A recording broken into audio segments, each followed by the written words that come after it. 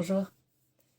Aujourd'hui, je voudrais vous donner quelques clés pour comprendre quel chemin on peut emprunter pour trouver l'équilibre dans notre existence humaine et trouver plus de paix. Une chose qui peut être aidante, c'est de comprendre que nous ne sommes pas uniquement un corps. Les parts de nous qui vont être fluides et qui vont bien fonctionner, ça va être celles qu'on va prendre le temps de nourrir, dont on va prendre soin, dont on va se préoccuper.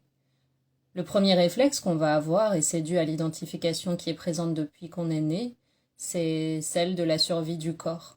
Depuis qu'on est né, notre corps est apparu dans cet espace de conscience et on lui a donné un prénom, donc on se dit ça c'est moi. Et donc la plupart des choses que nous allons faire dans une journée consistent à prendre soin du corps ou à prévoir la survie du corps à moyen et long terme.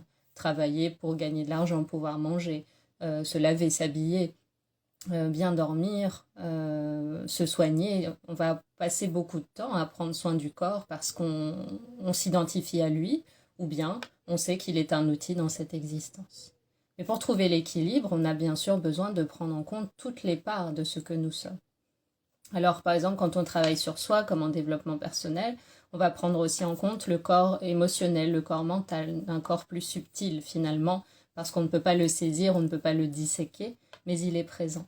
Et donc, on va travailler sur des émotions, on va disséquer le passé pour comprendre pourquoi on est devenu comme ça ou pourquoi on a certains prismes sur la réalité. On va peut-être travailler aussi sur nos conditionnements, nos croyances limitantes, et aussi peut-être des problématiques très ancrées plutôt dans le corps subtil et mental, c'est-à-dire aussi clair que nous allons soigner un problème du corps, eh bien on va parfois soigner un problème, en tout cas un déséquilibre dans ce corps subtil, par exemple des phobies, des TOC, euh, des déséquilibres psychologiques ou simplement un mal-être émotionnel. Donc on va se mettre à prendre soin d'une part de nous plus subtile parce qu'on a compris que ça cohabite avec le corps physique. Et puis, ça va petit à petit aussi nous faire cheminer vers un autre aspect de nous-mêmes qui parfois est déjà conscient ou qui peut apparaître au fil du temps, c'est que au-delà de l'expérience sensorielle de l'existence, le corps physique, au-delà des projections mentales et des illusions créées par le mental, les émotions, la manière dont nos expériences nous ont conditionnés, il y a aussi un corps beaucoup plus subtil qu'on appelle parfois le corps causal ou l'âme, ou en tout cas cette part qui est déjà libre et qui n'est pas conditionnée par l'espace et le temps. Et cette part qui, lorsqu'on s'y connecte, nous fait parfaitement expérimenter et sentir que le corps lui-même, les émotions elles-mêmes, les pensées elles-mêmes apparaissent au sein de ce corps. On pense souvent et on dit souvent que l'âme est dans le corps, où est-ce qu'on la situe, elle est plutôt dans le cœur, etc. En réalité, ce qu'on est de manière ultime, on peut dire l'âme, on peut dire la conscience, on peut dire l'être, on peut dire le soi, on peut dire le soi supérieur, on a plein de mots pour parler de ça. Cet espace-là est celui dans lequel, au sein duquel, apparaît le corps, apparaissent les émotions, apparaissent les pensées, apparaissent les projections. Et une fois que le corps se résorbe, une fois que les émotions se résorbent, une fois que les pensées se résorbent, une fois que ce monde se résorbe et qu'on passe vers d'autres états d'existence, ce qui reste, c'est juste un espace de conscience dans lequel a eu lieu ces événements, ces formes, ces apparences. Et qu'est-ce que ça permet? Comment ça nous aide à trouver l'équilibre de savoir ça? En fait, quand on travaille sur soi, ça peut être beaucoup plus contraignant de travailler depuis un espace qui est déjà lui-même limité. Par exemple, c'est pour ça que quand on va travailler sur soi tout seul, on va avoir du mal à se lire ou on va avoir du mal à évoluer parfois parce que on travaille au sein d'un espace qui fonctionne selon des règles qu'on s'est déjà fixées et qui est déjà limité par certaines croyances, limité par certains possibles qu'on croit être vrais en fonction de nos expériences, de nos blessures et de nos attentes. Et du coup, pour aller ouvrir, aller au-delà, voir qu'autre chose est possible, qu'on peut être autre chose, qu'on peut expérimenter autre chose, que la vie peut proposer un autre type d'expérience, c'est plus dur quand on le fait depuis une identification limitée. Ça peut être l'identification au mental, ça peut être l'identification aux pensées, aux émotions, au corps. Et tout d'un coup, par la méditation, ou en tout cas par un travail spirituel, celui qui se présente sur le chemin quand on aspire à la paix, eh bien on peut aller connecter un espace dans lequel c'est déjà vaste, dans lequel il y a déjà tous les possibles, et donc dans lequel toutes les transformations peuvent être envisagées, du moment qu'elles sonnent juste avec le cœur. Et ça c'est important, c'est pour ça que le travail spirituel ou le travail sur soi holistique, ou le fait d'être connecté à une part de soi beaucoup plus intuitive, beaucoup plus vaste, beaucoup plus divine, que vous soyez connecté au Starseed, à l'Atlantide, aux cristaux, en fait, tout ça, c'est que des outils et des formes pour nous faire comprendre que nous sommes plus vastes que l'expérience d'un corps, que l'expérience d'un mental et de pensée qui viennent nous faire expérimenter sans cesse la même version, la même vision du monde, et donc qui nous font tourner en rond dans les mêmes émotions, les mêmes pensées, les mêmes croyances, les mêmes schémas, et nous font croire que la vie ne consiste qu'en ça. Et quand on va aller travailler sur des plans beaucoup plus subtils, par plein de pratiques différentes, il y a les séances de soins énergétiques holistiques, il y a les lectures akashiques, il y a des expériences plus reliées au corps. De manière ultime, toutes les expériences qui nous font dépasser l'expérience du corps, l'expérience du mental et nous font aller voir au-delà qu'est-ce qu'on peut vivre quand on se libère des mots, quand on se libère des idées, quand on ne laisse plus les pensées nous dicter une vision de soi et de la réalité figée. Bah là, il y a des transformations très fluides qui peuvent être possibles. Et avec beaucoup d'amour, parce que l'espace de conscience qu'on est depuis toujours n'est pas en conflit avec l'existence, ne remet pas en question ce qu'on a le droit d'être ou pas, ne commente pas la réalité, laisse les choses être telles qu'elles sont, laisse l'être que nous sommes s'exprimer tel qu'il le souhaite, laisse tous les possibles cohabiter au sein d'un monde, et donc il n'y a pas de friction, il n'y a pas de conflit, il n'y a pas de jugement, donc il n'y a pas de manque d'amour, et donc il n'y a pas de souffrance. Et donc c'est un peu ça les trois couches qui se superposent en nous. Bien sûr, on n'est pas limité à 3 corps, c'est juste pour permettre de donner des images et des concepts qui permettent de comprendre dans un premier temps. Là, on évoque bien sûr des notions, ça permet de comprendre. Et quand on comprend, qu'est-ce qu'on fait? On ajoute un nouveau possible à notre système de croyance. Et quand notre système de croyance s'ouvre à quelque chose de plus qui est possible, comme quand on fait des séances de reprogrammation, par exemple, cellulaire ou au niveau des croyances, eh bien, ça nous permet de nous ouvrir.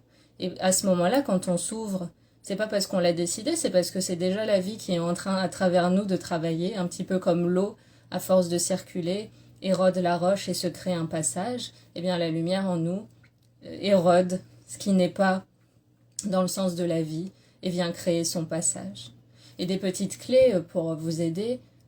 Dans la sphère du corps, quelque chose qui aide à lâcher l'identification au corps, c'est la compréhension de la loi de l'impermanence. Alors là, je dis le corps, mais ça peut être aussi la matière. C'est-à-dire, j'ai la compréhension que les choses auxquelles je suis attachée dans le monde de la matière, ce corps, ce bureau, ce téléphone, cette bouteille d'eau, peu importe, si j'ai conscience que c'est impermanent, que c'est là maintenant, mais que ça disparaîtra comme toutes les formes qui sont apparues disparaîtront un jour, alors ça ne veut pas dire qu'on ne va pas aimer, chérir, prendre plaisir à vivre la matière, mais on va le faire d'une manière plus saine parce qu'on ne va pas remettre la possibilité du bonheur entre les mains de quelque chose qui est changeant. Et c'est le cas aussi pour les relations, en tout cas tout ce qu'on peut vivre dans ce monde de manière sensorielle et aussi un petit peu émotionnelle. Donc le principe de l'impermanence, il nous permet de vivre la matière plus sereinement parce qu'il nous permet de le vivre avec moins d'attachement, mais aussi avec plus d'intensité et d'alignement avec le présent, parce que le principe de l'impermanence nous rappelle qu'il se peut qu'on ne soit pas là dans une minute ou demain. Un autre principe, une autre loi de l'univers qui peut nous aider, ça va être plus sur le plan émotionnel et mental, c'est de comprendre que là aussi, il y a un caractère intemporel à ce que nous percevons et surtout une forme de caractère illusoire. C'est-à-dire, la nature de l'esprit est le vide et la clarté.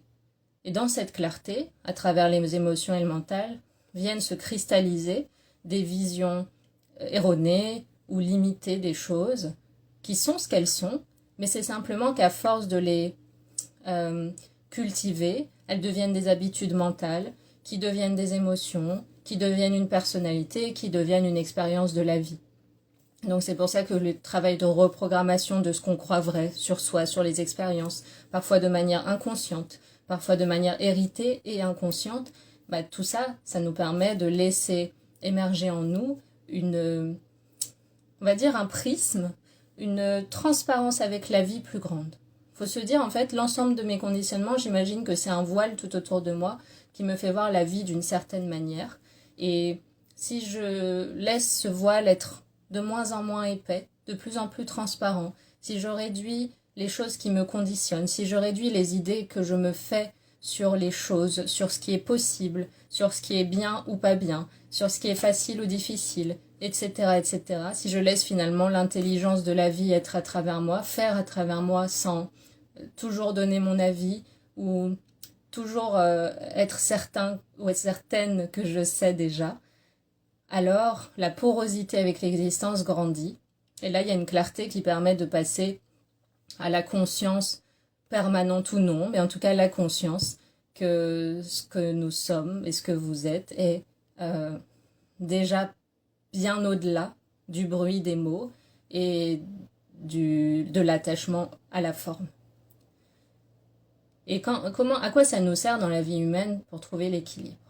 Une fois qu'on a compris ça, qu'on est un espace de conscience dans lequel a lieu cette vie, il ne s'agit pas d'être dans des extrêmes. On n'a pas envie d'être dans l'extrême de la matière, c'est-à-dire je suis attachée aux choses de ce monde, à ce corps, il faut absolument que j'échappe à la mort et que je possède le maximum de choses. Ça crée de la souffrance parce que notre bonheur dépend de quelque chose de changeant.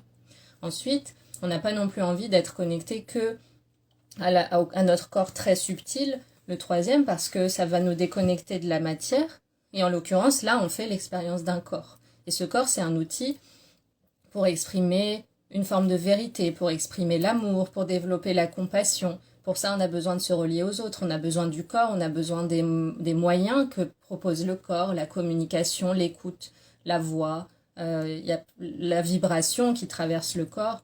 Et on a besoin aussi d'intégrer le monde, l'expérience du monde, pour que notre nature spirituelle puisse prendre forme dans l'existence. Donc cette sphère-là, ces deux sphères-là, elles se connectent entre elles et elles sont intermêlées. On n'est pas divisé en trois, on est tout ça.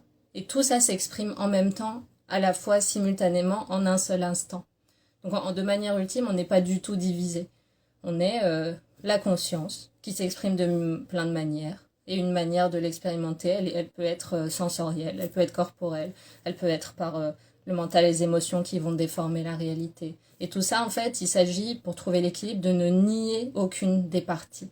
Juste de travailler selon notre problématique ou ce qu'on ressent comme juste, à amener le maximum d'amour, de lumière, d'ouverture, d'acceptation, de fluidité et de conscience de l'impermanence dans toutes les parties, dans toutes ces parties-là. Pour qu'ensuite elles puissent cohabiter, s'aligner, mais surtout nous permettre d'exprimer la teinte, la couleur, la vibration qui est juste dans l'existence. Et en fait, ce qui peut être troublant, c'est que c'est vraiment dans la simplicité de l'être, dans la simplicité de l'existence, qu'on trouve la plus haute forme de vérité et d'intensité avec l'existence. Parfois, on croit qu'il faut qu'on comprenne tout, qu'on maîtrise tout, qu'on contrôle nos pensées, qu'on fasse attention à ci, à ça. Et en fait, on a déplacé la posture presque de bourreau avec nous-mêmes ou une posture très exigeante avec nous-mêmes qu'on avait dans le travail, dans la famille, à l'école, etc. On l'a juste déplacé dans la spiritualité. Et ça aussi, c'est quelque chose à lâcher qui peut être aidant.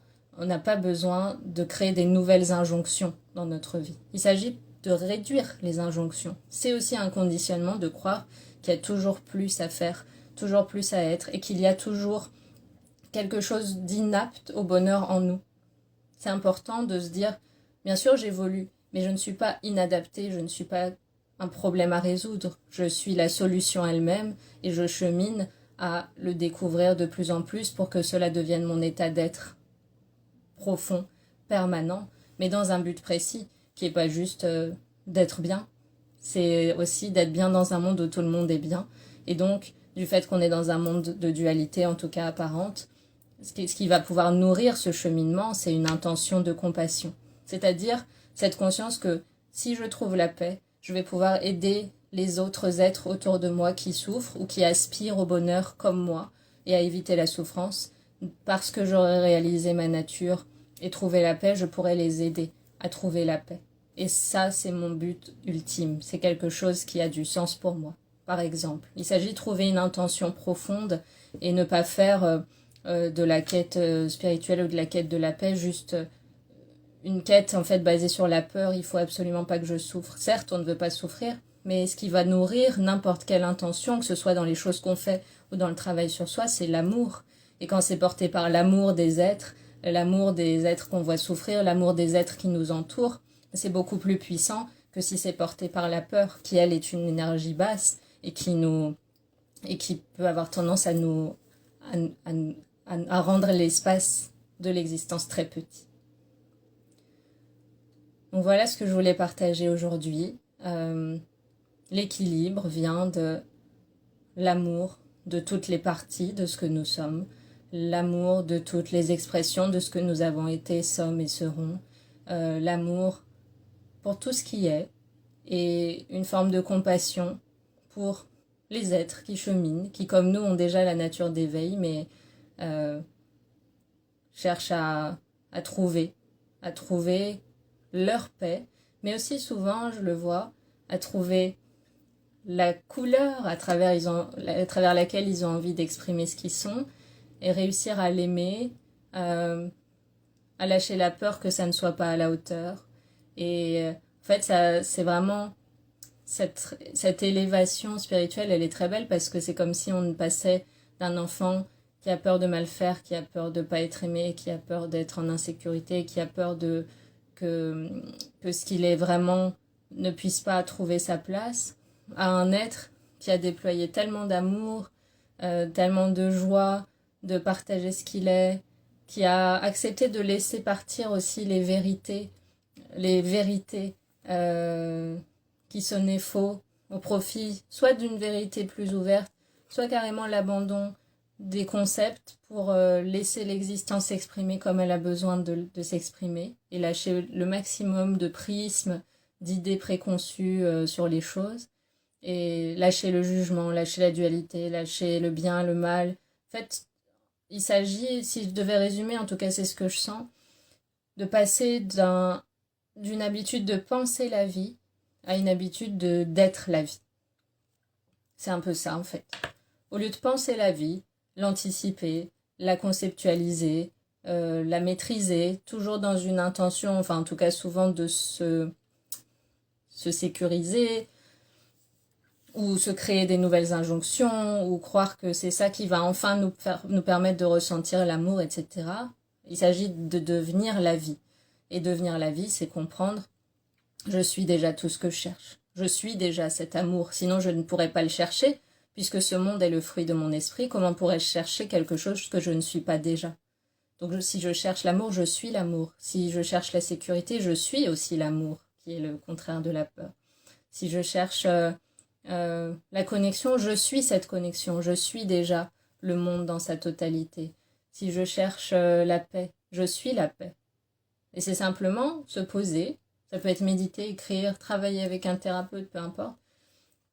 Qu'est-ce qui est présent là, entre ma nature de paix, qui a toujours été là, et l'expérience de la paix? Qu'est-ce qui entrave? Qu'est-ce qui bloque? Qu'est-ce qui opacifie l'expérience? Et juste regardez ça. Regardez juste, qu'est-ce qui rend opaque? Qu'est-ce qui fait que c'est pas fluide? Qu'est-ce qui fait que c'est pas poreux? Qu'est-ce qui fait que c'est pas encore évident dans mon expérience directe? Et se dire, si l'harmonie, la paix ne sont pas encore évidents dans mon expérience directe, ça ne dit rien de particulier sur ce que je serai. Ça ne dit pas que je ne suis pas à la hauteur. Il s'agit de ne pas se recréer un scénario qui nous pousserait à encore nous flageller, encore nous aimer un petit peu moins. C'est justement dans ces moments-là qu'il y a l'occasion de s'aimer et de comprendre que on est des élèves dans cette vie et qu'on vient apprendre des fois des nuances de la conscience qu'on ne connaît pas encore. On le voit par exemple quand on fait vos thèmes en numérologie karmique tibétaine, on vient apprendre des choses qu'on n'a pas encore très bien intégrées dans nos vies précédentes, ou des choses qui émanent d'un karma à résoudre, etc.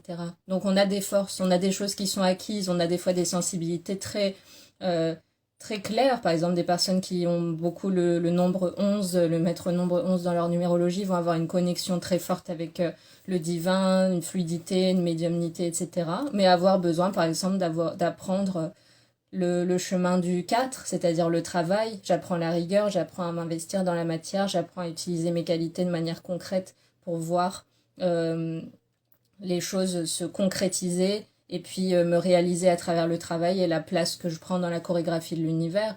Donc on a tous des forces, on a tous des choses qu'on est venu peaufiner, apprendre, révéler un petit peu plus dans l'expression de notre être à travers ce personnage-là, ce corps, ce prénom, qui de manière ultime n'a pas forcément d'existence propre, ou en tout cas qui n'est pas voué à durer pour toujours. Mais tant qu'il est là, notre mission, c'est de l'incarner, ce personnage, avec le maximum de vérité, d'authenticité, d'amour, d'habiter cet espace avec, voilà, une forme d'accueil, de douceur, de tendresse. Et en même temps, parfois, avoir le courage de se dire, si cette expérience actuelle que j'ai ne me convient pas, si elle est source de souffrance, je sais qu'il y a en moi, je sais que en fait ce moi que je crois être apparaît au sein d'un espace dans lequel il y a tous les potentiels. Et je me connecte à ma conscience supérieure avec cette confiance que mes pas vont être guidés exactement là où j'ai besoin d'être et vont être guidés vers exactement les expériences dont j'ai besoin pour croître dans le sens de la paix, pour croître dans le sens de l'amour, de la compassion et de la joie. Et si ça doit passer parfois par des expériences difficiles, ça peut arriver parce que c'est aussi là qu'on va le plus souvent remettre en question nos schémas ancrés, nos visions des choses, en voyant de manière claire qu'elles nous mènent à la souffrance et que ce n'est pas l'extérieur qui est responsable, mais ce qui est dans notre esprit programmé depuis toujours et qu'on a fait petit à petit mûrir comme étant des vérités intrinsèques. Et tout d'un coup, ça peut lâcher et on peut se dire c'est plus du tout comme ça que j'ai envie d'exister ou d'expérimenter les choses. Et je peux me voir moi-même comme un vase vide, comme une page blanche qui accueille une nouvelle programmation, une nouvelle façon de voir les choses plus aimante, plus ouverte, plus fluide. Et ça peut me transformer sur tous les plans et je suis prêt ou prête à accueillir toutes les reprogrammations nécessaires à mon évolution. Si ça doit transformer ma vie matérielle, c'est ok. Si ça doit transformer ma manière de voir les choses, mes schémas émotionnels, la manière dont je me comporte avec moi-même et les autres, c'est ok. Si ça doit transformer ma vision du divin, ma vision, la vision que j'ai intégrée par exemple à travers ma religion, si ça doit changer mes pratiques, si ça doit changer les concepts que je croyais comme étant vrais, si je dois les faire évoluer, c'est ok aussi, parce que tout est changeant, tout est impermanent, y compris ce qu'on croit vrai. Le lendemain, ça peut paraître faux, pas parce qu'on était dans l'erreur, mais parce qu'on est là pour appréhender des nouvelles nuances des choses.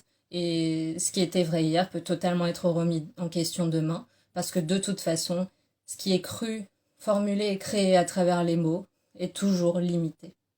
Toute création est limitée parce que un mot en exclut un autre, une idée en exclut une autre. Et finalement, des fois, on peut essayer c'est une expérience intéressante, on peut parfois se poser, regarder le monde comme si les mots n'existaient pas, regarder les expériences comme si les mots n'existaient pas, ne rien juger, tout laisser être. Et on peut le faire avec un paysage, on peut le faire avec une situation au travail, on peut le faire avec le corps, on peut le faire avec nous-mêmes, avec ce qui nous traverse. Et finalement, on va voir que si on arrête d'agripper toutes les pensées dès qu'elles arrivent, toutes les situations dès qu'elles arrivent, si on arrête de se crisper à chaque fois que quelque chose se produit, si on laisse les choses traverser comme étant des messagers, des, des contenus de sagesse qui viennent nous alimenter, si on voit que toutes les discussions qu'on a sont là pour nous aiguiller, toutes les expériences qu'on a sont là pour nous montrer que peut-être cette fois-ci on peut réagir d'une manière différente de d'habitude, que peut-être cette fois-ci cette expérience au lieu de nous mener à la souffrance, elle peut nous mener à la compréhension et nous faire évoluer vers une nouvelle version de nous-mêmes plus sage et plus heureuse